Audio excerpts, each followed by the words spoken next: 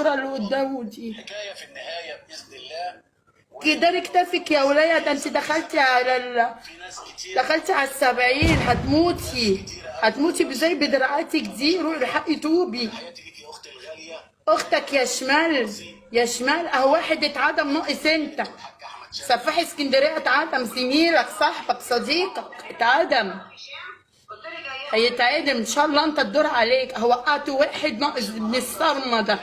معلش يا حبيبتي هجيلك طبعا. حبك بورس و10 خرس يا اللي ولعت في تفويله، يا اللي ولعت في تفويله، يا اللي ولعت في تفويله يا اختي، يا اللي ولعت في تفويله. انت مجمعه شمالة الشمال يا ليلى، لسه بتسمعنا؟ انت مجمعه شمالة الشمال يا ليلى، والله العظيم مجمعه. قلتي انك بتجيبي بطايق وبتجيبي هويات. ثواني يا جماعه، خطر كده وخطيره تتشال. ايوه ثواني. وجيبي بطاقتي مثلا.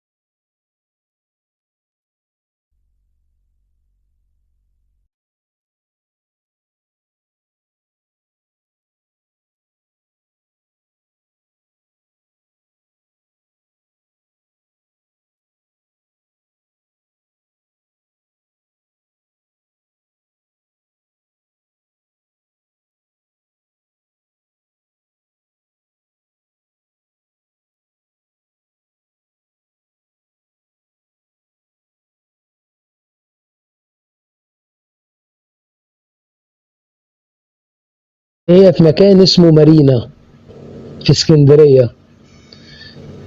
أنا اللي قال لي كده يا أستاذ عادل صاحب العقار، صاحب العقار اللي ساكنة فيه الأستاذة مروة. أنا اتواصلت معاه قال لي والله البوابة يعني بلغوني بكده. قلت له طب اتأكد لي، يعني شرطة اللي جت أخدتها نبقى مطمنين خلاص، ولا أفراد عاديين؟ الراجل برضو قال لي طب اديني 5 دقايق وارجع لحضرتك. رجع قال لي لا، افراد شرطه وكان في عربيه شرطه.